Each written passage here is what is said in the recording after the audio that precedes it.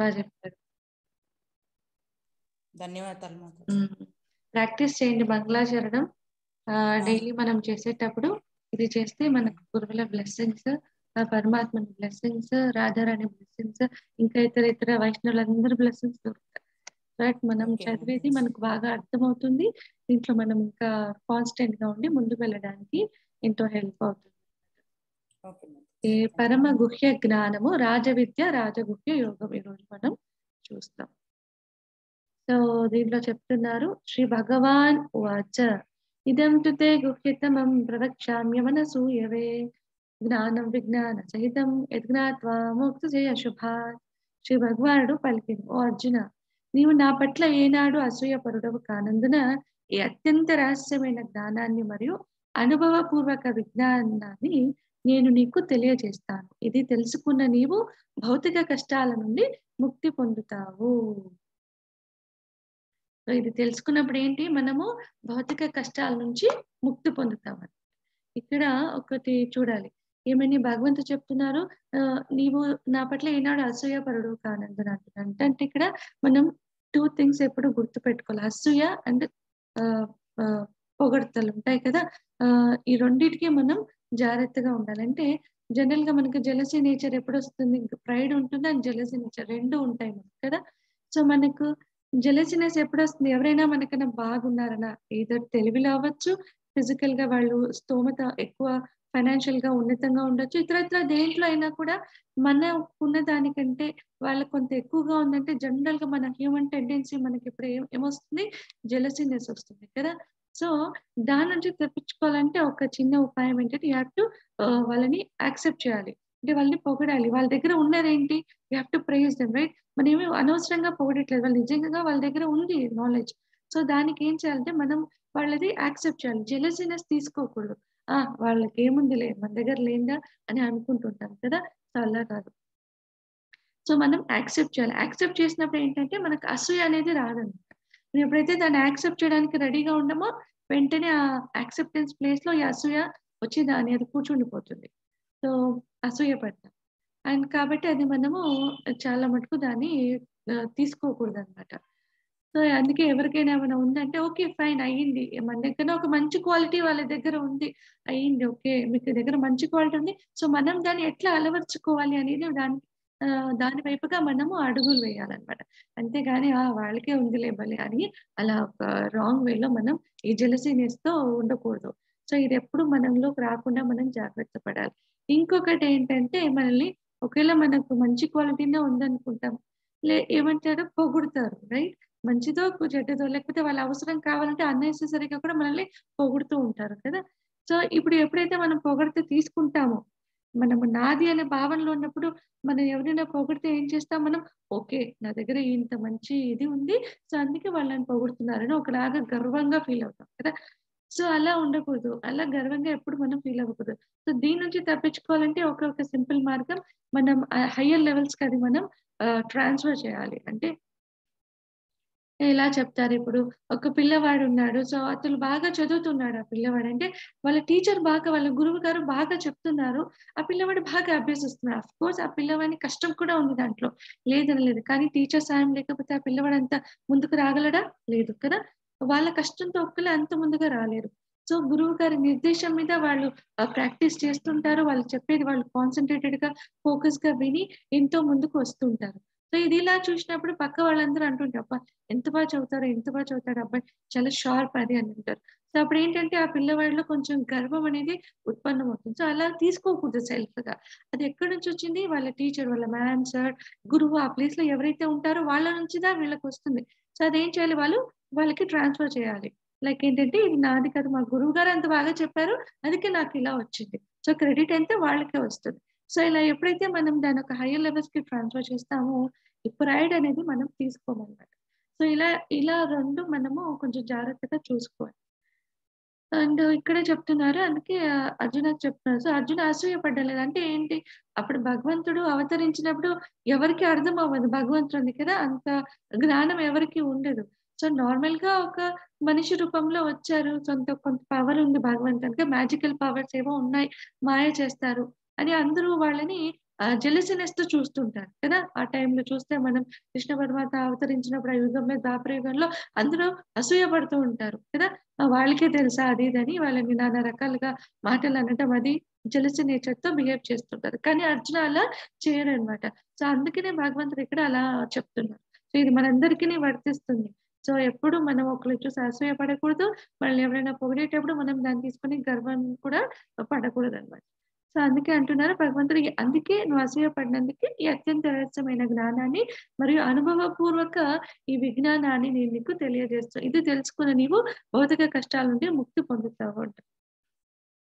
ఇంకా వైష్ణవాస్‌ని చెప్తారు డివోటీస్‌ని పరదుఃఖ దుఃఖి అంటారు. అంటే ఇతరులు దుఃఖపడితే వాళ్ళు చూడలేరనమాట. వాళ్ళు కూడా దుఃఖం వచ్చేస్తుంది.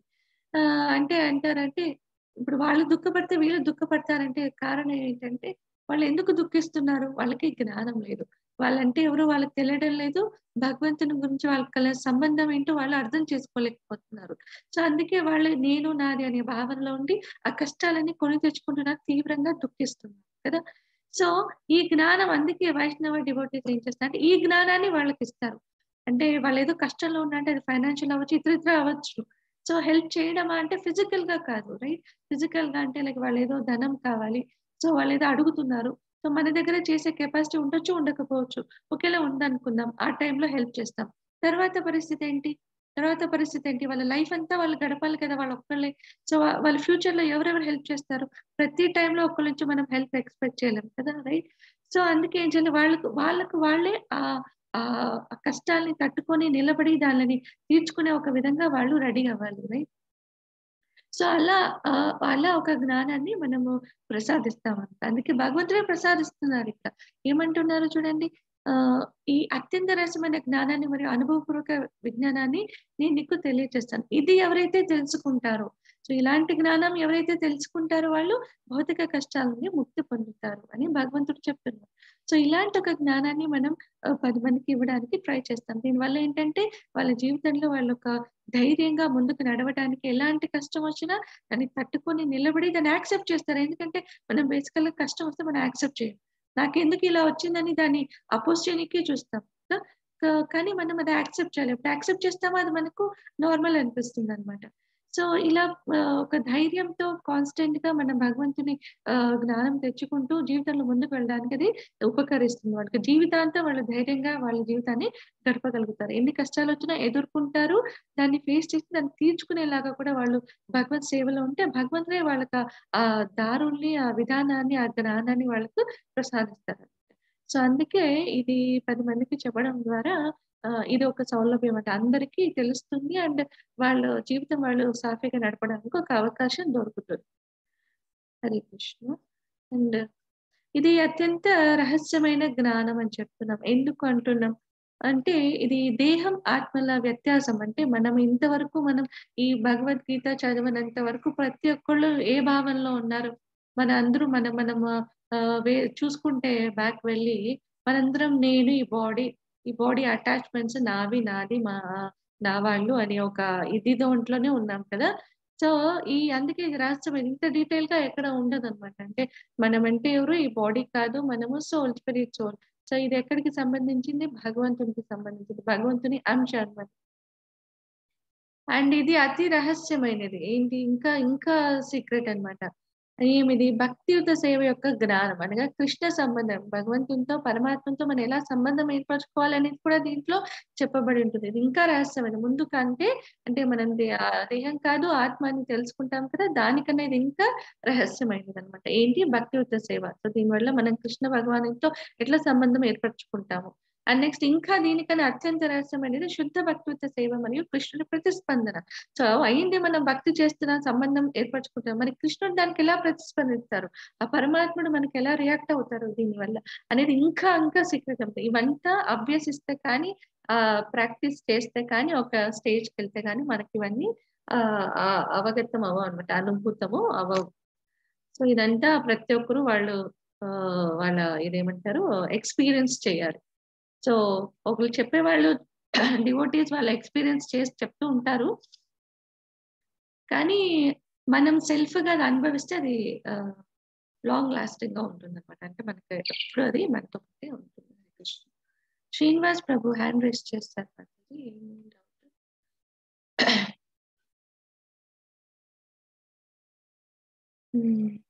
డౌట్స్ లాస్ట్‌లో చూస్తామా ప్రభుజీ? శ్రీనివాస్ ప్రభుజీ హ్యాండ్ రైజ్ చేస్తారు.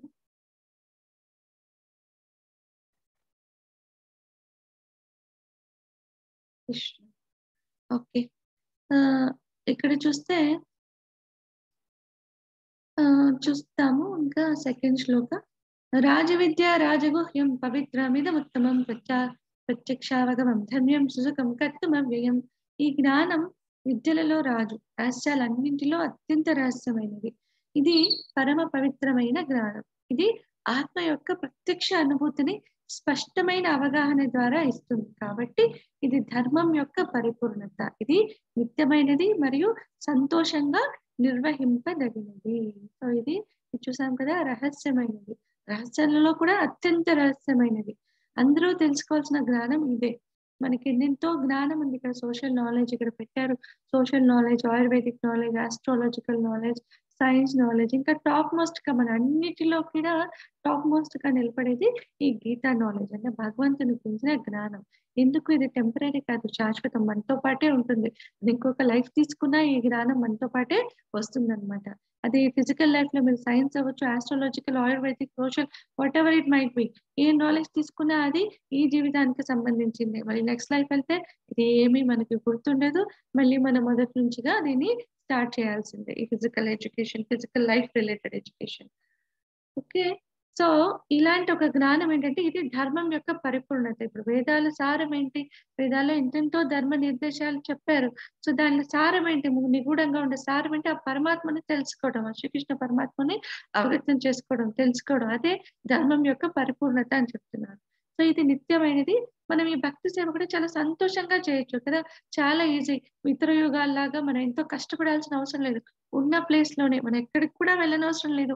ఇంట్లో ఉన్నామా, ఇంట్లోనే ఉండొచ్చు. ఎలాగైనా మనం ఈ భక్తి చేయొచ్చు కదా. సో ఇంట్లో ఎక్కడికి ఫ్యామిలీస్ ని వదిలేసి బయటికి వెళ్ళాల్సిన అవసరము లేదు కదా. ఉన్న ప్లేస్ లోనే, మనకున్న సౌకర్యంలోనే, ఎవరికి ఎంత సౌకర్యం ఉంటుందో అంతలోనే మనం ఈ భక్తి సేవని ఏర్పాటు చేసుకోవచ్చు. అంత సులభంగా ఉంటుంది. అది ఇది చేయడం వల్ల మనకి ఎంతో సంతోషం వస్తుంది. దీన్ని ఇంకా సంతోషంగా మనం నిర్వహిస్తాం కూడా అని ఇక్కడ భగవంతుడు చెప్తున్నారు. ఇంకా చూస్తున్నాం గుప్త జ్ఞాన లక్షణాలు. సో రాజవిద్య అంటే రాజు అంటే జ్ఞానం, అంటే కింగ్ కదా. ఒక ప్లేస్ కి కింగ్ అంటే ఎవరు? అతనే సర్వాధికారి. సో అతనికి మించి ఇంకొకరు ఉండరు. అలాంటిది అనమాట ఈ జ్ఞానం. అంటే అన్ని జ్ఞానాల్లోకైనా ఉత్తమమైన జ్ఞానం ఇది. అండ్ ఇంకా రాజగుహ్యం, అత్యంత గుహ్యమైనది. రహస్యాలన్నిటిలో కూడా అది ఇంకా చాలా టాప్ మోస్ట్ సీక్రెట్ అండి. అండ్ పవిత్రం, ఇది ఒక శుద్ధ జ్ఞానం, శ్రేష్ఠ జ్ఞానం. ఉత్తమం అంటే ఇది చాలా దివ్యమైనది. ప్రత్యక్షావగం ధర్మ్యం, ధర్మం యొక్క ధర్మం యొక్క పరిపూర్ణత ఇది. అంటే భగవంతుని తెలుసుకోవడమే ధర్మం యొక్క పరిపూర్ణత. సుసుఖం అంటే చాలా ఉల్లాసంగా ఉంటది. భక్తి చేసేటప్పుడు ఏంటంటే చూస్తాం, భక్తి చేసేటప్పుడు అందరూ డివోటీస్ డాన్స్ చేస్తారు, కీర్తన చేస్తారు, మైమర్చిపోతారు, డాన్స్ చేస్తుంటారు. ఇలా చేస్తున్నారు, వాళ్ళకి ఉల్లాసం, సంతోషం వస్తుంది. ఎప్పుడైతే డెడికేటెడ్ ఫోకస్ మైండ్‌తో మనం కీర్తన చేసినా, భగవంతుని ధ్యానం, చాంటింగ్ చేసినా ఒక రకమైన ఆనందం కలుగుతుంది. కొంతమంది కళ్ళలో నీళ్ళొస్తాయి. అంటే వాళ్ళు ఏడుస్తారని కాదు, ఆనంద బాష్పాలు. ఆ ఆనందంతో, తన్మయత్వంతో వాళ్ళ కళ్ళెంట అశ్రువులొస్తాయన్నమాట. సో అంత డెడికేటెడ్ ఫోకస్‌తో చేస్తే ఆనందం మనం ఎక్స్‌పీరియన్స్ చేయొచ్చు. సో అందుకే ఇది చాలా ఉల్లాసంగా ఉంటుంది, హ్యాపీగా ఉంటుంది. అండ్ అవ్యయం అంటే నశింపనేది ఎల్లప్పుడూ ఉంటుందన్నమాట. దీనికి నాశనం అనేది లేదు అని ఇక్కడ మనం ఈ జ్ఞానం గురించి కొన్ని లక్షణాలు ఇక్కడ పెట్టారు. అండ్ నెక్స్ట్ చూస్తాం. అశ్రద్ధదాన పురుష ధర్మస్య పరంతప అప్రాప్యమాం నివర్తంతే మృత్యు సంసారవత్మని. ఓ శత్రువులను జయించేవాడా అర్జున, ఈ ధర్మం అనగా భక్తియుత సేవ ఎందు విశ్వాసము లేని జనులు నన్ను పొందజాలరు. సో విశ్వాసం లేని వాళ్ళకి, అంటే భగవంతుడు ఓకే ఉన్నాడా అంటే ఉన్నారు అంటారు, కొంతమంది లేడంటారు, కొంతమంది నిరాకారవాదులు, భగవంతునికి రూపం లేదంటారు. ఇలా చాలా చాలా వేరియేషన్స్ మనం చూస్తాం. సో ఎప్పుడైతే భక్తి మనం విశ్వాసం లేకుండా అంటే ఆ కృష్ణ పరమాత్మ మీద విశ్వాసం లేకుండా, లేకపోతే వాళ్ళకి రూపం లేదని కానీ, ఇలా భక్తి చేసే వాళ్ళకి వాళ్ళు భగవంతుడిని పొందలేరు అని చెప్తున్నారు. అందువల్ల వారు పదే పదే జనన మరణ చక్రంలో ఈ లోకానికి తిరిగి వస్తుంటారు. నిరాకారవాదులంటే అఫ్‌కోర్స్ వాళ్ళు భగవంతుడిలో ఐక్యమవుతారు. కాకపోతే ఆ ఎఫల్జెన్స్ కాంతి ఏదైతే ఉందో భగవంతుని కాంతిలో దాంట్లో వాళ్ళు లీనమవుతారనమాట. సో, చెప్తారు అక్కడ లీనమైన వాళ్ళు మళ్ళా ఏదో కొన్ని సంవత్సరాలు గడిచాక చాలా చాలా ఇయర్స్ గడిచాక వాళ్ళకొక లోన్‌లీనెస్ అనేది ప్రాప్తవుతుంది. సో, అప్పుడు వాళ్ళు కిందకి మళ్ళీ సుఖాలు అనుభవించడానికి మళ్ళీ వాళ్ళు మళ్ళీ ఇక్కడ లైఫ్ తీసుకోవడం జరుగుతుందని చెప్తారు. అందుకే దాన్ని మనం కోరకూడదు. అంటే భగవద్ధామం చేరాలి. భగవద్ధామం చేరాలంటే భగవంతుడితో సహచర్యం చేస్తాం మనం. అన్ని వైకుంఠాల్లో గోలోకం టాప్ మోస్ట్ అని చెప్తాం. ఎందుకంటే అక్కడ భగవంతునితో మనం నిత్యంగా సహచర్యం చేస్తాం. వాళ్ళ సేవలో పాల్గొంటామనమాట. మిగతా వైకుంఠాల్లో ఏంటంటే ఎప్పుడో కానీ మనకు భగవంతుని చూసే ఒక అవకాశం ఉండదు. చిన్నది చెప్తారు. ఒకసారి ఒక డివోటీ ఎక్కడికి తిరుమల వెళ్తారనమాట. దర్శించడానికి వెళ్తారంట. వెళ్తే వాళ్ళెంతో ప్రార్థిస్తారు. దర్శనం చేసుకోవాలి, భగవంతుని చూడాలని వెళ్తారు. ఎంతో ప్రయాస పడతారు. మెట్లు ఉన్నాయి కదా! మెట్లన్నీ ఎక్కుతారు. 3650 or 700 I guess somewhere around. So, వాళ్ళంతా ప్రయాస ఎక్కి మెట్లెక్కి వెళ్తారు. మెట్లెక్కి వెళ్ళి అక్కడ కాలినడకనది కూడా నడుచుకుంటూ వెళ్ళి అక్కడ ఏమి క్యూలో నిలబడతారు. ఎంతో వెయిట్ చేస్తారు. ఎన్నెన్నో అవర్స్ వెయిట్ చేస్తారు. అంతా అయింది. కష్టపడతారు. తీరా భగవంతుడిని చూస్తామని దగ్గరికి వెళ్ళేలకి ఏంటి అక్కడ ఒక గాడ్స్ లాగా పెట్టింటారు కదా! సో, వాళ్ళేంటంటే అందరిని జరగండి, జరగండి, జరగండి అంటుంటారు కదా! తొందరగా అక్కడ కొంతసేపైనా కొన్ని సెకండ్స్ అయినా నిలబడి ప్రశాంతంగా భగవంతుడిని చూస్తామంటే అవ్వదు కదా! అలా చూసామా పదండి, పదండి, పదండి అని వాళ్ళు లాగేస్తుంటారు. ఇలా చెప్తూ ఉంటారు. జరగండి, జరగండి అని. ఉండనివ్వరక్కడ. సో, అంతా ఎంతో శ్రమ ఓర్చి మనం ఉన్న ప్లేస్‌లో ఎంతో కష్టపడి ట్రావెల్ చేసి అంతా వెళ్తాం. అక్కడ చూస్తే కొద్దిపాటి టైంలోనే మనం భగవంతుని గలిగే ఒక అవకాశం దొరుకుతుంది. సో, ఇలా ఒక డివోటీ చాలా కష్టపడి వెళ్లి అక్కడ మొక్కేలకు పదండి, పదండి అంటారు. అంటే యాస్ థో ఏం చెప్తారు వాళ్ళేదో భగవంతుని నగల్ని తీసేస్తుంటారా, దొంగతనం చేస్తారా అనే టైప్‌లో వాళ్ళు రాండి, రాండి అని ఒక్కొక్కసారి లాగేస్తారు కూడా కదా! చెయ్యి పట్టి అలా లాగుతారు పక్కకి. సో, అప్పుడు అతన్ని అలా లాగుతారనమాట. సో, అతను ఎంతో ఫీలవుతారు. ఇంత కష్టపడొస్తే భగవంతుడు సరిగ్గా కూడా చూడనివ్వలేదే అని వాళ్ళు బయట వచ్చినప్పుడు ఇంకొక డివోటీతో అంటారంట. సో, ఇది ఏంటి ఇది మనము ఇంత కష్టపడొచ్చా నేనిక్కడ దర్శనం చేయడానికి కనీసం కాసేపు కూడా నన్ను నిలబెట్టలేదు. సో, ఐ థింక్ ఈ మేనేజ్‌మెంట్ అది టీటీడీ వాళ్ళ మేనేజ్‌మెంట్ ఏదైనా కొంచెం బెటర్‌గా చేస్తే బాగుండు అని. అప్పుడు పక్కన డివోటీ పెద్దగా నవ్వి అంటారంట. Don't worry Prabhuji it's just a practice. వైకుంఠాలు కూడా ఇలాగే ఇట్స్ జస్ట్ ఎ ప్రాక్టీస్ కదా! ఇక్కడ మనం ప్రాక్టీస్ చేస్తున్నాం.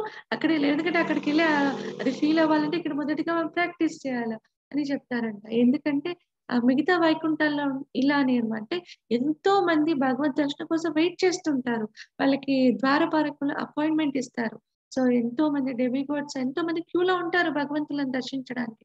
సో, మనది వచ్చే టైంకి ఎప్పుడో మన టైం వస్తుంది. ఆ టైం వచ్చినా మనం వెళ్తామంటే వెళ్లి ఏదో మన రిక్వెస్ట్ చెప్తాం, మొక్కుతాం భగవంతుని. వెంటనే ద్వారపాలక అయింది. మీ టైం అయింది. క్లోజ్. ఇంత టైమ్ ఇచ్చారు 5 మినిట్స్ అంతే. ఒక్క నిమిషం కూడా లేదు. ఎందుకంటే బయట ఇంకా చాలా మంది వెయిటింగ్ అంట. సో, అందుకే వైకుంఠాల్లో అన్ని వైకుంఠాల్లోనూ మనం జన్మ మృత్యు జరా వ్యాధి చక్రం నుంచి రిలీఫ్ పొందుతాం. ఏ వైకుంఠానికి వెళ్ళినా. కాకపోతే భగవంతుని దర్శనం అక్కడ కూడా చేయాలన్నా కూడా మనకు అపాయింట్‌మెంట్స్ కావాలి. వెయిట్ చేయాలని చెప్తారు. అదే మనం గోలోకధామం అయితే మనం నిత్యంగా భగవంతుని సహచర్యంలో ఉంటాం. సో, అనునిత్యం వాళ్ళని చూస్తుంటాం, వాళ్ళ సేవ చేస్తుంటాం, భజన, కీర్తన చేస్తూ ఉంటాం. సో, భగవంతుని సహచర్యంలో ఉంటాం కాబట్టి అది ఉన్నతమైన లోకం అని చెప్తారు. సో, అందుకే భక్తియుత ఏంటో మన విశ్వాసం లేని జనులు భగవంతుని పొందలేరు అని చెప్తూ ఉన్నారు. సో, ఇంకా ఎలా అది దీంట్లో చెప్తున్నా. ఇప్పుడు ఎలాగైతే పిల్లవాడు సీరియస్‌గా వాళ్ళ చదువులు చదవలేదనుకోండి అయ్యరంతా. సో, డెఫినెట్‌గా ఎగ్జామ్‌లో పాస్ అవ్వలేరు. వాళ్ళని ప్రమోట్ చేయలేరు. సిమిలర్‌లీ ఇక్కడ చెప్తున్నారు. మన డివోషన్‌లోకిన మనం సీరియస్‌గా లేకపోతే అండ్ మనము తిరగ ఇక్కడే same cycle of birth and డెత్‌లో ఇక్కడే మనం ఉంటామని చెప్తుంది. సో, మనము ముక్తి అనేది మనకు రాదనమాట. సో, మనం సీరియస్‌గా ఉండాలి. ఈ భక్తి ఎప్పుడైతే మనకు దొరుకుతుందో దాంట్లో మనం కాన్స్టెంట్‌గా సీరియస్‌నెస్‌తో భక్తి చేయడానికి మనం రెడీగా ఉండాలి. మరి ఇది చేయడం వల్ల మనకి ఎంతో సంతోషం లభిస్తుంది. ఏదో కష్టంతో మనమేమి ఇది చేయాల్సిన అవసరం లేదు. కష్టం కూడా ఉండదు దీంట్లో. ఎంతో మనం సులభంగానే మనం దీన్ని చేయొచ్చు. మయా తతమిదం సర్వం జగదవ్యక్తమూర్తినా మత్స్థాని సర్వభూతాని న చాహం తేష్వస్థితః. ఈ సమస్త విశ్వము నా అవ్యక్త స్వరూపంచే వ్యాపింపబడి ఉన్నది. సమస్త ప్రాణులు నా యందే స్థితమై ఉన్నాయి. కానీ నేను వాటి యందు స్థితుడను కాను. సో భగవంతుడు చెప్తున్నారు ఇంకా, ఈ సమస్త విశ్వం నా అవ్యక్త స్వరూపంచే వ్యాపింపబడి ఉంది. అండ్ సమస్త ప్రాణులు నా యందే స్థితమై ఉన్నారు. అంటే నాలోనే సమస్త ప్రాణులు ఉన్నారు. కానీ నేను వాటి యందు స్థితుడను కాను.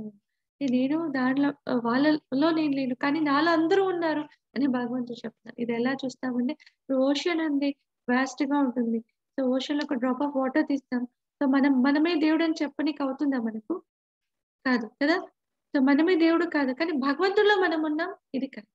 కానీ మనమే భగవంతుడు, ఇది రాంగ్. సిమిలర్‌లీ ఓషన్‌లో ఒక డ్రాప్ ఆఫ్ వాటర్ తీస్తాం. ఆ డ్రాప్ ఆఫ్ వాటర్ ఓషన్ అనొచ్చు. ఆ డ్రాప్ నాదే. నాకు సంబంధించిందే ఆ డ్రాప్ ఆఫ్ వాటర్ అని చెప్తాం.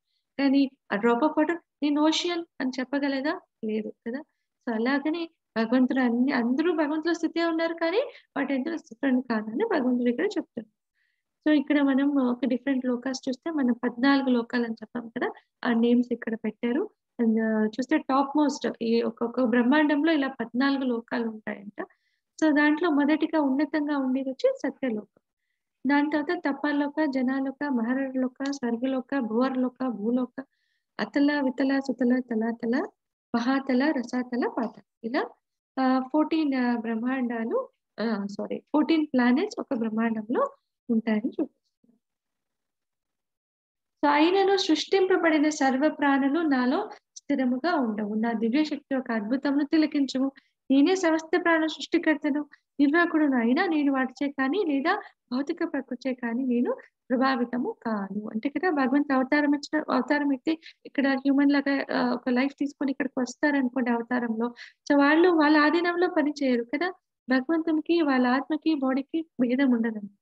సో అలా ఇక్కడ చెప్తున్నారు. సో ఈ భౌతిక ప్రకృతిచే కానీ నేను ప్రభావితము కాను అని చెప్తున్నారు. ఇంకా అంటున్నారు, సర్వత్రా వీచే ప్రబలమైన గాలి కూడా ఎల్లప్పుడూ ఆకాశంలో స్థితమై ఉన్నట్టు, అదే విధంగా సర్వ ప్రాణులు కూడా ఎల్లప్పుడూ నా యందే స్థితమై ఉంటాయి. సో గాలి ఎంత బలంగా వీచినా ఆకాశంలో ఉండాల్సిందే కదా! సో మనం సర్వ ప్రాణులు మనం ఎంతెంత తీసుకున్నా కూడా భగవంతులో స్థితమయ్యే ఉంటామన్నమాట. అది మనం అర్థం చేసుకోవాలి. ఇంకా చెప్తున్నారు, మయాధ్యక్షేణ ప్రకృతి సూయతే సచరాచరం హేతునానైన కౌంతేయ జగద్విపరివర్తతే. ఓ కుంతి కుమారుడా, నా శక్తులలో ఒకటైన ఈ ప్రకృతి నా దర్శకత్వంలో, నా డైరెక్షన్ లో పని చేస్తూ అన్ని చరాచర జీవులను ఉత్పత్తి చేస్తుంది. దాని పాలనలో ఈ జగత్తు మళ్ళీ మళ్ళీ సృష్టించబడుతుంది మరియు నాశనం అవుతుంది. చరాచర మూవింగ్ నార్మల్ అన్నిట్లోనూ భగవంతుడి డైరెక్షన్ లో ఉత్పత్తి అనేది జరుగుతుంది అనమాట. దాని పాలనలో ఈ జగత్తు మళ్ళీ మళ్ళీ అంటే ఈ ప్రకృతి పాలనలో ఈ జగత్తు మళ్ళీ మళ్ళీ సృష్టించబడుతుంది. మళ్ళీ మళ్ళీ నాశనం అవుతూనే ఉంటుంది. అందుకే చెప్పాం నిన్న అధ్యాయంలో కూడా ఈ భౌతిక ప్రకృతి మార్పుకు లోనవుతుంది అని చూసాం నిన్న అధ్యాయంలో. ఎవరి దగ్గరైనా దీంట్లో ఇంకొంత ఉంది. ఎవరి దగ్గరైనా బుక్ ఉంటే యాజ్ ఇట్ ఈస్ యథాతథం బుక్ ఉంటే దాని భాష్యం ఎవరైనా చదివితే చదవండి. లేకపోతే నేను రీచ్ అవుట్ చేస్తాను. హరే కృష్ణ ప్రభు. చదవండి. భాష్యము బై శ్రీల ప్రభుపాద్. భగవంతుడు భౌతిక జగత్తు యొక్క సమస్త కర్మల నుండి వేరుగా ఉన్నప్పటికీ పరమ నిర్దేశకునిగా ఉంటాడని ఇక్కడ స్పష్టంగా చెప్పబడింది. ఈ భౌతిక సృష్టికి పరమ సంకల్పము నేపథ్యము భగవంతుడే అయినా నిర్వాహకము మాత్రము ప్రకృతిసే జతపడుతుంది. వివిధ రూపాలలో జాతులలో ఉన్నట్టు సమస్త జీవులకు నేనే తండ్రిని అని శ్రీకృష్ణుడు కూడా భగవద్గీతలో అన్నాడు. ఇక్కడ భగవంతుడే చెప్తున్నారు, సమస్త ప్రాణులకు అతను తండ్రి అని భగవంతుడే చెప్తున్నారు. సంతానం కొరకు తండ్రి తల్లి గర్భంలో బీజ ప్రదానం చేస్తాడు. అదే విధంగా భగవానుడు కేవలము తన చూపు ద్వారా సమస్త జీవులను ప్రకృతి గర్భంలో నిలుపుతాడు. అప్పుడు తన చూపు ద్వారానే ప్రకృతి గర్భంలో బీజ రూపంగా అంతా ఉంచుతారన్నమాట. అప్పుడు తమ పూర్వ కోరికలు కర్మల ప్రకారం వారు వివిధ రూపాలలో జాతులలో బయటికి వస్తారు. ఈ జీవులందరూ దేవదేవుని చూపు ద్వారానే జన్మించినప్పటికీ తమ పాత కర్మలు కోరికలను అనుసరించే వివిధ దేహాలను స్వీకరిస్తారు. అంటే భగవంతుడు ఈ భౌతిక సృష్టితో ప్రత్యేకంగా అనురక్తుడై లేడు. అతడు కేవలం ప్రకృతిపై చూపును నిలుపుతాడు. ఆ విధంగా ప్రకృతి సుభితమై సమస్తము వెంటనే సృష్టించబడుతుంది. భగవానుడు ప్రకృతిపై దృష్టిని సారించే కారణంగా అతని పక్షాన నిస్సందేహంగా కార్యం జరుగుతుంది. అయినా భౌతిక జగత్తు సృష్టితో అతనికి ప్రత్యేకంగా ఎటువంటి సంబంధము లేదు. స్మృతిలో ఈ ఉదాహరణము దీనికి ఇవ్వబడుతుంది. ఎవడైన వ్యక్తి ముందు ఒక సుగంధ పుష్పము ఉన్నప్పుడు అతని గ్రహణశక్తి సుగంధాన్ని తాకుతుంది. అయినా గ్రహణశక్తి పుష్పము ఒక దాని నుండి ఒకటి విడివడి ఉంటాయి. భౌతిక జగత్తుకు భగవంతునికి ఇటువంటి సంబంధమే ఉంటుంది. ఇక్కడ చెప్తున్నారు ఎలాగైతే ఒక పుష్పం నుంచి సువాసన మనం తీసినప్పుడు మనకు తెలుస్తుంది, మనలో అది ఎంటర్ అవుతుంది కదా, తెలుస్తుంది. కానీ రెండు సపరేట్ గా ఉంటాయి. సో అందుకే భగవంతుడు ఇక్కడ చెప్తారు. చదవండి. నిజానికి ఈ భౌతిక జగత్తులో అతనికి ఎటువంటి సంబంధము లేదు. కానీ తన చూపిసి అతడు దానిని సృష్టించి నియమిస్తాడు. సారాంశం ఏంటంటే దేవదేవుని అధ్యక్షత లేనిదే ప్రకృతి ఏమి చేయలేదు. అయినా భగవంతుడు సమస్త భౌతిక కలాపాల నుండి విడివడి ఉంటాడు. హరే కృష్ణ. హరే కృష్ణ. అందుకే భౌతిక జగత్తు మరియు భగవాన్ నడుమ గల సంబంధం సైతం అట్టిగా ఎగ్జాంపుల్ తో చెప్తున్నారు. సో వాస్తవంలో భౌతిక జగత్తుతో ఎట్టి సంబంధం లేకుండా అతడు తన వీక్షణముచే దాన్ని సృష్టించి నియమించారు. సారాంశం ఏమనగా అధ్యక్షత భగవంతుని అధ్యత లేనిదే ప్రకృతి ఏమీ చేయలేదు. అంటే వాళ్ళ డైరెక్షన్ లో ప్రకృతి ఇక్కడ అదే చెప్తున్నారు. వాళ్ళ డైరెక్షన్ లో ప్రకృతి ఈ జగత్తునంతా సృష్టించి మళ్ళీ మళ్ళీ లయం అనేది జరుగుతూ ఉంటుంది. అవజానంతి మామూఢ మానుషిం తనుమాశ్రితం పరం భావమజానంతో మమ భూతమైశ్వరం. నేను మనుష్య రూపంలో అవతరించినప్పుడు మూడులు నన్ను గుర్తించలేకున్నారు. సకల భూతములకు మహేశ్వరుడైన నా వ్యక్తిత్వం యొక్క దివ్యత్వము వారికి తెలియదు. సో భగవంతుడు అవతరించినప్పుడు మనకు అర్థమవుతుందా? అస్సలు అర్థం అవ్వదు. మూడులు నన్ను గుర్తించలేకున్నా. భగవంతుడు డైరెక్ట్ గా వస్తే ఎవరు ఐడెంటిఫై చేయలేరు భగవంతుని. ఎందుకంటే నార్మల్ గా ఒక హ్యూమన్ లాగా భగవంతుడు మన ఎదుటికి వస్తే సో వాళ్ళ ఏదో సమ్ పవర్స్ ఉన్నాయి, మనమైనా ఎవరైనా కూడా గుర్తు. కానీ కేవలం శుద్ధ భక్తులు మాత్రం వాళ్ళు ఐడెంటిఫై చేస్తారు భగవంతుడు వచ్చారు. మామూలు వాళ్ళకి అర్థం అవ్వదు. అందుకే మూడులు నన్ను గుర్తించలేకున్నారు అంటున్నారు. సకల భూతములకు మహేశ్వరుడనైన నా వ్యక్తిత్వం యొక్క దివ్యత్వం వారికి తెలియదు. సో అందుకే చెప్తాను బ్రహ్మచంద్ర ఈశ్వర పరమకృష్ణ సచ్చిదానంద విగ్రహ అనాదిరాజుడు గోవింద సర్వకారణ కారణం. సో అన్ని కారణాలు సర్వకారణ కారణం, అన్ని కారణాలకు కారణం భగవంతుడు కదా. సో సకల భూతాలకు మహేశ్వరుడు. అందుకే అన్ని భూతాలకు భగవంతుడు మహేశ్వరుడు అనమాట. ఇక్కడ ఈశ్వరుడు అంటే దాని మీనింగ్ కంట్రోలర్ అని. జనరల్ గా మనం ఈశ్వర అంటే లార్డ్ శివ అనుకుంటాం, బట్ ద మీనింగ్ చూస్తే అది కంట్రోలర్ అని. సో అందుకే సకల భూతములకు మహేశ్వరుడైన నా వ్యక్తిత్వం యొక్క దివ్యత్వము వారికి తెలియటం లేదు అని భగవంతుడు ఇక్కడ చెప్తారు. మహాత్మానస్తు మాం పార్థ దైవీం ప్రకృతిమాశ్రితాః భజంతి నన్య మనసో జ్ఞాత్వా భూతాదిమవ్యయం. ఓ పార్థ, నా యొక్క దివ్య శక్తిని ఆశ్రయించిన మహాత్ములు నన్ను సమస్త సృష్టికి ఆది మూలమని తెలుసుకుంటారు. అనన్య చిత్తముతో కేవలం నా యందే మనసు లగ్నం చేసి వారు నా భక్తిలో నిమగ్నమవుతారు. ఇంకా చెప్తున్నారు శక్తి, నా యొక్క దివ్యమైన శక్తిని ఆశ్రయించిన మహాత్ములు. ఆ దివ్యమైన శక్తి ఏంటి? భక్తి. సో అట్లా నన్ను ఆశ్రయించిన మహాత్ములు నన్ను సమస్త సృష్టికి ఆది మూలమని తెలుసుకుంటారు. అనన్య చిత్తముతో కేవలం నా యందే మనసు లగ్నం చేసి వారు నా భక్తిలో నిమగ్నం అవుతారు. సో భగవంతుని లీలలు, భగవంతుని భక్తుల గురించి మనం తెలుసుకుంటూ ఉంటే మన ఫోకస్ కూడా చాలా ఒక కాన్స్టెంట్, అంటే భగవంతుని మీద కాన్స్టెంట్ గా ఉండేలాగా దోహదపడుతుంది అనమాట.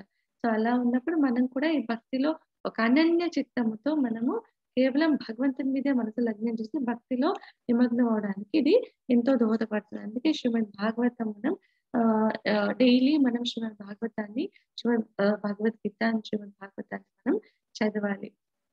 అర్థం చేసుకోవడానికి మనం ట్రై చేయాలి. అది కూడా భక్తుల అసోసియేషన్‌లో మనం దీన్ని ట్రై చేయాలి. అందుకే చెప్తాము ఏమంటాము నిత్యం భాగవత సేవయ అంటే నిత్యం భాగవతాన్ని మనం స్మరిస్తూ చదువుతూ ఉండాలి.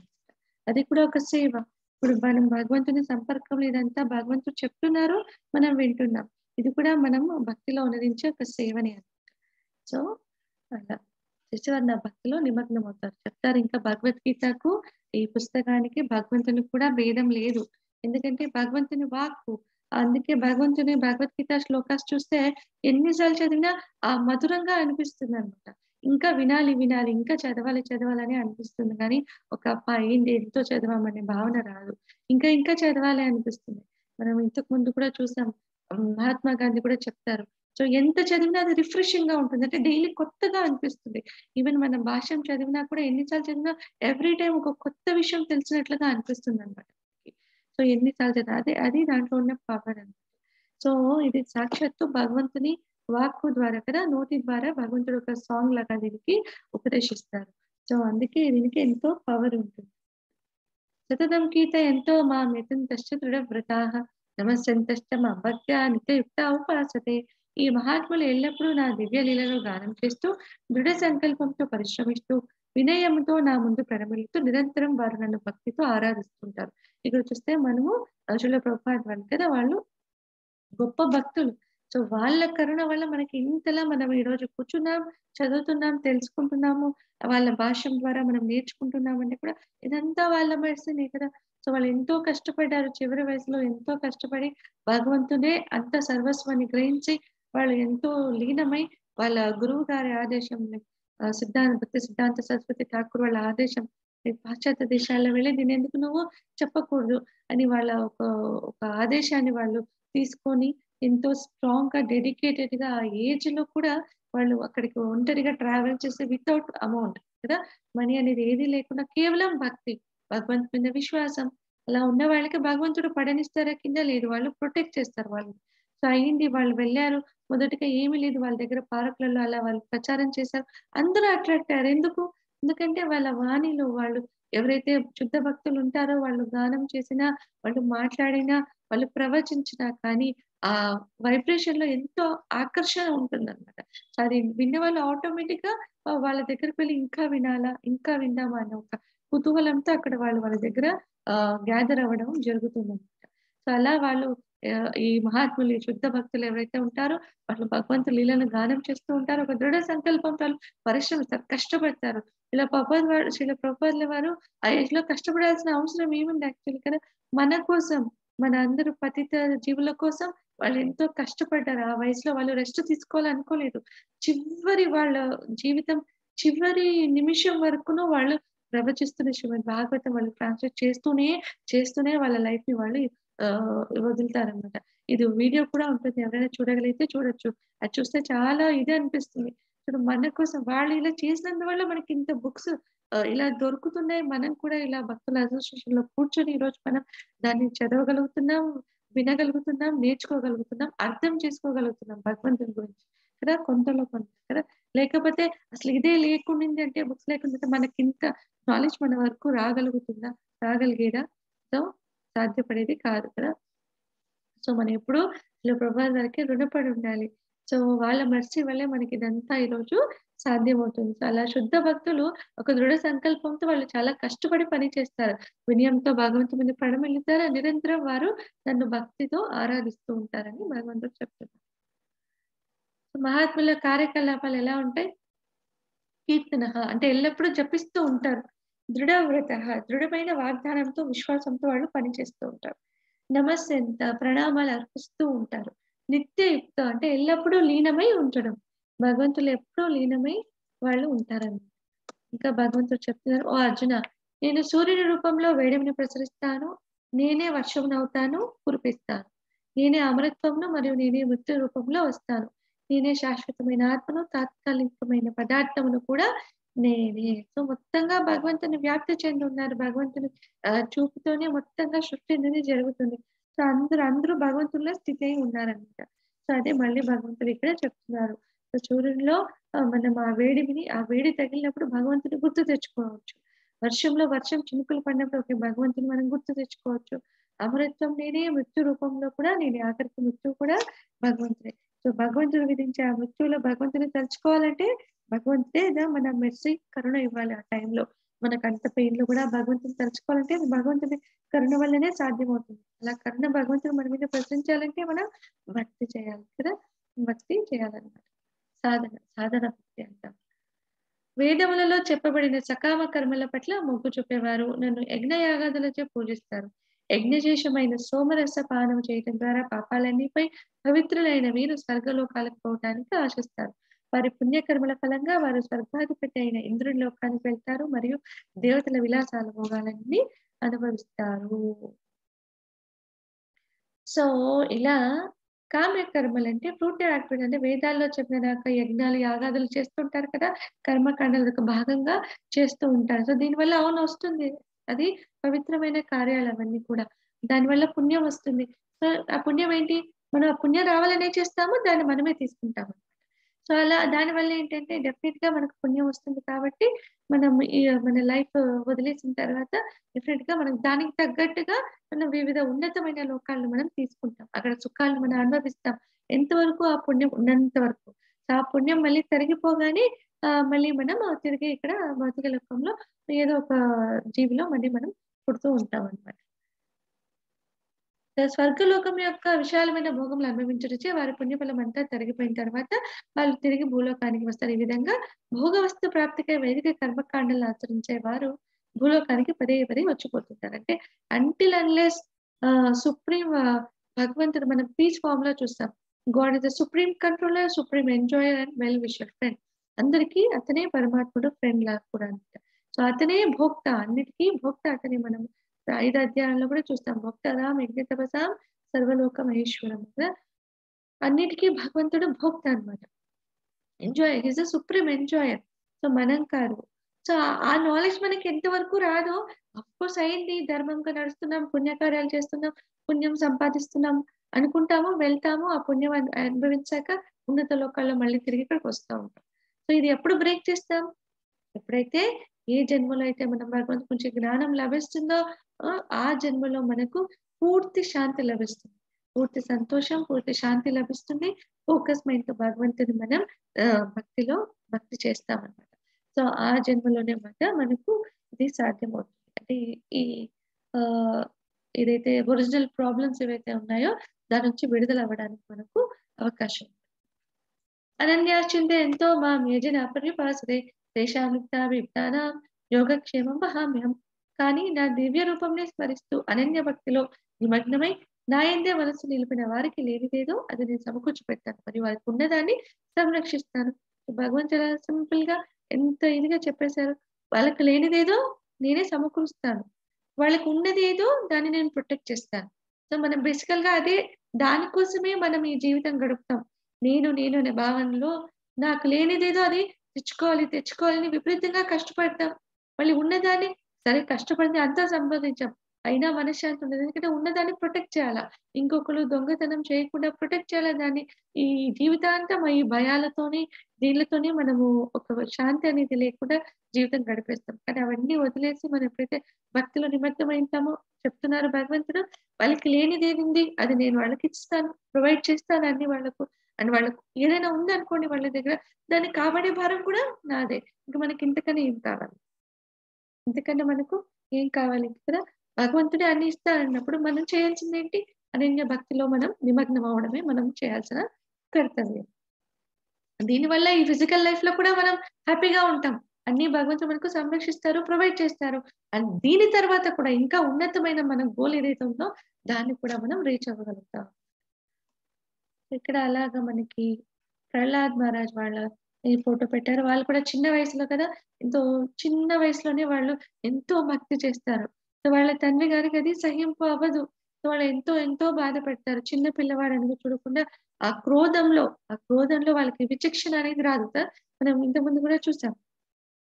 ఎప్పుడైతే మనకి డిఫరెంట్ ఈ కామం వస్తుందో, క్రోధం వస్తుందో మనకి విచక్షణ అనేది నశిస్తుంది. బుద్ధి నశించిపోతది. ఏం చేస్తున్నామో మనకే అర్థం అవ్వకుండా కార్యాలు చేస్తామనమాట. సో, అలాగే వాళ్ళు కూడా సొంత కొడుకు అయ్యుండి కూడా ఎన్నో కష్టాలు పెడతారు. కానీ ఆ పిల్లవాడు తండ్రి గారు కష్టాలు పెట్టారని అసహించుకున్నారా? లేదు. సో, ఎంతో భక్తితో, భగవంతుని విశ్వాసంతో ఇంకా వాళ్ళ తండ్రి గారికి మంచి జరగాలనే భగవంతుని ప్రార్థిస్తారు వాళ్ళు. సో, అలా ఒక అనన్య భక్తిలో మనము ఉండాలనమాట. ఆ క్వాలిటీ ఎప్పుడైతే మనం భక్తిలో డీప్‌గా వెళ్తామో ఈ దైవీ గుణాలంటారు. అవన్నీ మనకు ఆటోమేటిక్‌గా మనలో వచ్చేస్తాయన్నమాట. అంటే మన బిహేవియర్‌లో ఒక డ్రాస్టిక్ చేంజ్ మనమే చూడగలుగుతాం. దైవీ గుణాలని చెప్తా. అలాంటి గుణాలన్నీ మనకు ప్రాప్తి అవుతుంది. యాంతి దేవవ్రతా దేవాన్ పితॄన్ యాంతి పితృవ్రతాః భూతాని యాంతి భూతేజ్యా యాంతి మర్త్యాజినో అభిమాం. దేవతలను పూజించేవారు దేవతల యందు జన్మిస్తారు. పితృదేవతలను ఆరాధించేవారు పితృలోకాలకు వెళ్తారు. భూత ప్రేతలను అర్చించేవారు అలాంటి వాటిల్లో పుడతారు. మరియు నా భక్తులు నన్ను చేరుకుంటారు. ఎవరు ఎలా ప్రే చేస్తే, ఏ దేవతను ప్రే చేస్తే ఆ పుణ్యం సంపాదిస్తే వాళ్ళు అక్కడికి వెళ్లి ఆ లోకాలకు వెళ్లి అదంతా అనుభవించి వస్తారు. కానీ భగవంతుని పూజించిన వాళ్ళు ఆ శ్రీకృష్ణ పరమాత్మని ఆ దేవాది దేవుడిని పూజించిన వాళ్ళు భక్తులవుతారు. వాళ్ళ ధామానికి చేరుతారు. మళ్ళీ తిరిగి రారన్నమాట. అది ఫైనల్ డెస్టినేషన్ అని భగవంతుడు చెప్తారు. Devotees who offered with love.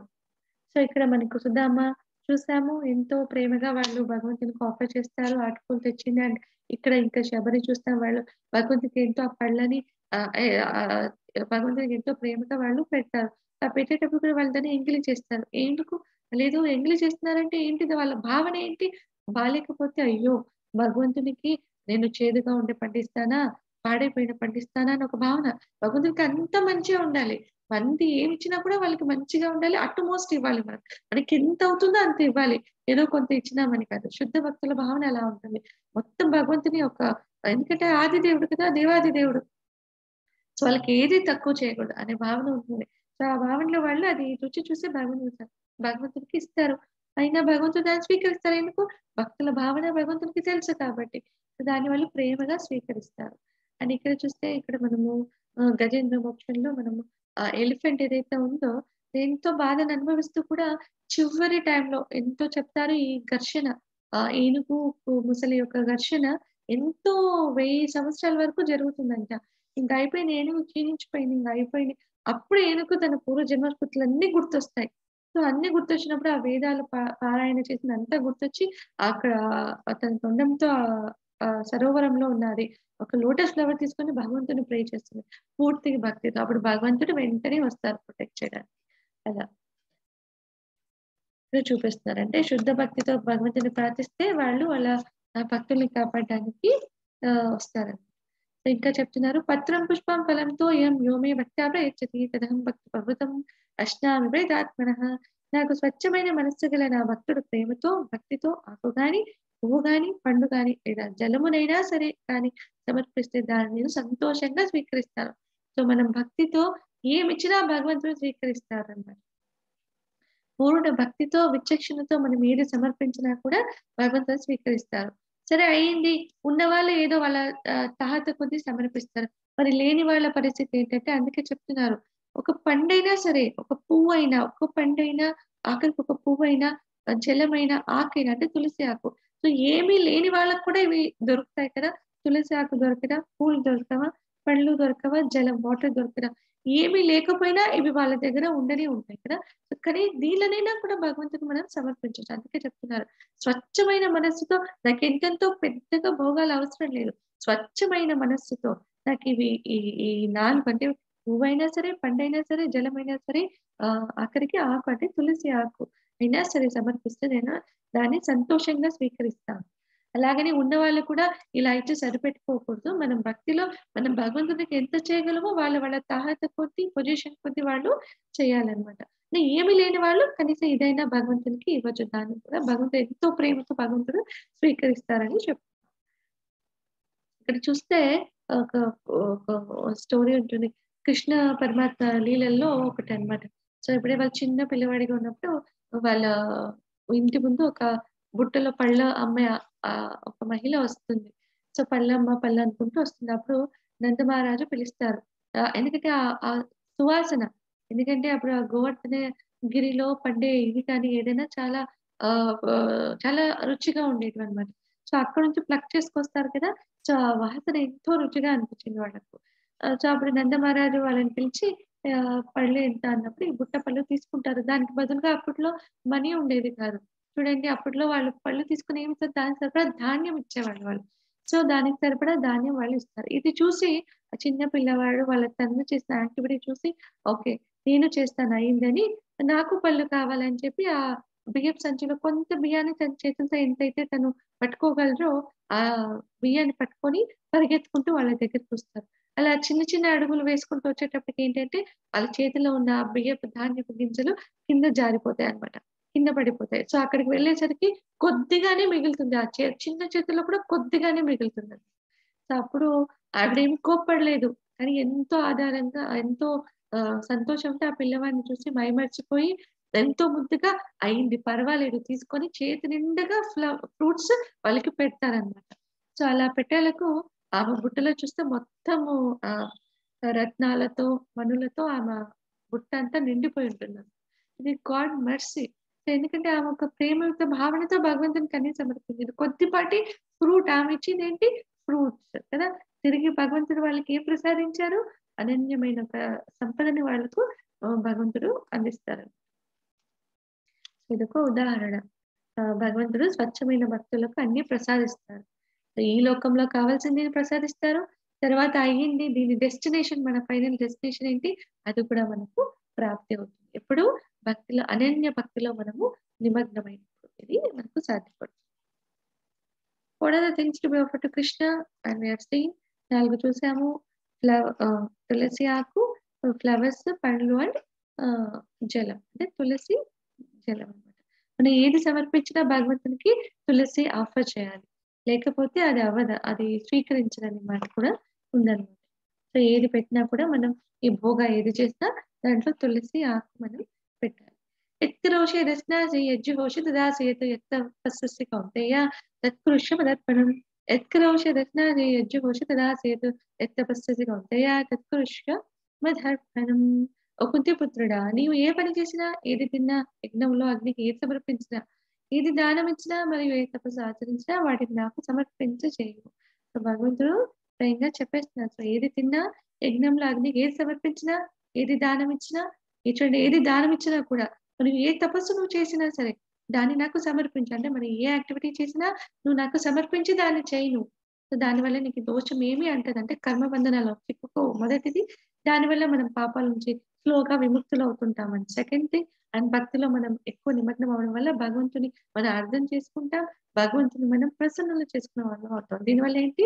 చివరిగా మనం ఫైనల్ డెస్టినేషన్ ఏదైతే ఉందో దాన్ని మనం రీచ్ అవుతాం. ఒరిజినల్ హోమ్‌కి మనం వెళ్ళగలుగుతాం.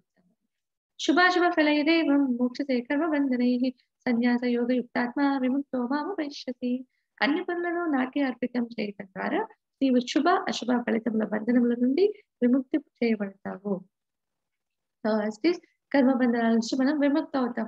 సో, మంచి చెడు ఈ ద్వంద్వాలుంటాయి కదా! అన్నిట్లో ఈ భౌతిక లోకమే ద్వంద్వాలతో నిండి ఉంటుంది. సో, ఇలాంటి ఏవి కూడా మనకు అంటవనమాట. ఎప్పుడు మనం భగవంతునికి అర్పించి పనులు చేసినట్లయితే. అది విచక్షణతో చేయాలి.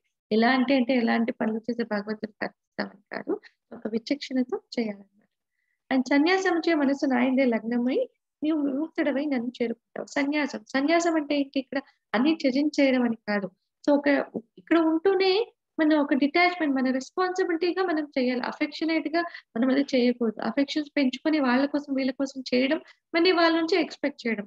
సో, వాళ్ళ నుంచి రాకపోతే బాధపడడం. అలా కాదు. ఇది అయింది నేను ఇలా ఈ పొజిషన్‌లో ఉన్నానంటే నాకొక రెస్పాన్సిబిలిటీస్ ఒస్తాయి. ఒక ఫ్యామిలీ లైఫ్‌లో ఉన్నాక. అయింది అవి నేను చేయాలి కంపల్సరీగా. అదొక రెస్పాన్సిబిలిటీగా మనం తీసుకొని చేయాలి. ఇలా చేస్తే మనం ఆటోమేటిక్‌గా డిటాచ్డ్ వేలో చేసినట్లే. అంటే సన్యాసంలో మన జీవితం గడిపినట్లే అన్నమాట. సో, అది సన్యాసం చే మనస్సు నాయందే లగ్నమై నీవు విముక్తుడవై నన్ను చేరుకుంటావని భగవంతుడి దగ్గర చెప్తూ ఉన్నాడు. సమోహం సర్వభూతేషు న మే ద్వేషో హస్తి న ప్రియః ఏ భజంతి త్వాం భక్త్యా మయి తే తేషు చాప్యహం. నేను ఎవరి పట్ల పక్షపాతం కానీ లేదా విరోధ భావంతో కానీ ఉండదు. సర్వ ప్రాణులందు సమత్వ బుద్ధితో ఉంటాను. కానీ ప్రేమతో నన్ను ఆరాధించే భక్తులు నా యందు నివసిస్తారు మరియు నేను వారి యందు నివసిస్తాను. అంటే భగవంతుడు చెప్తాడు ప్రతి ఒక్కళ్ళు పరమాత్మగా ఉంటారు. కానీ మనం ఐడెంటిఫై చేయకపోతే వాళ్ళు అలాగే మనం నిద్రావస్థలో పెట్టినట్టు ఉంటుందన్నమాట భగవంతుడు. కానీ మనం ఐడెంటిఫై చేయాలి. అది శుద్ధ భక్తులు మటుకు ఐడెంటిఫై చేస్తారన్నమాట. సో అందుకే చెప్తున్నారు భగవంతునికి పక్షపాతం అనేది లేదు. సో భక్తులనే ప్రొటెక్ట్ చేస్తారా భగవంతుడు మిగతా వాళ్ళని ప్రొటెక్ట్ చేయరా అంటే అలా అంటారు. పక్షపాతం ఉండదు. సో ఎలా అయితే ఒక పేరెంట్స్ ఉంటారు. వాళ్ళ పిల్లల్ని చిన్నప్పటి నుంచి చాలా కష్టపడి వాళ్ళ కోసం ఎంతో తాపత్రయపడి అన్నీ చేస్తారు. సో పెద్దగా అయ్యాళ్ళకేంటంటే కొంతమంది వాళ్ళ గైడెన్స్‌లో వాళ్ళ మాట వింటూ వాళ్ళ జీవితాన్ని గడుపుతారు. కొంతమంది వాళ్ళతో విరోధ భావం తెచ్చుకొని పక్కకి వెళ్ళిపోతారు. అంటే ఇక మీరు అయింది అవసరం లేదు మీరు నాతో అని ఇండిపెండెంట్‌గా వాళ్ళ లైఫ్‌ని వాళ్ళు లీడ్ చేస్తూ ఉంటారు. అయింది వాళ్ళు పక్కకి వెళ్ళినంత మాత్రాన పేరెంట్స్‌కి వాళ్ళ మీద అఫెక్షన్ లేకుండా ఉంటుందా? ఉంటుంది. వాళ్ళకి చెప్తూ ఉంటారు. వాళ్ళకి టైం వాళ్ళకు వీలైనప్పుడంతా వాళ్ళకి ఫోన్‌లు చేసి మాట్లాడుతుంటారు, చెప్తుంటారు. కానీ అవతల వినడానికి ఏమాత్రం రెడీగా ఉండరు. కానీ కొంతమంది పిల్లలు తల్లిదండ్రుల మాట వింటూ వాళ్ళ జీవితాన్ని సక్సెస్‌ఫుల్‌గా నడుపుకుంటూ ఉంటారు.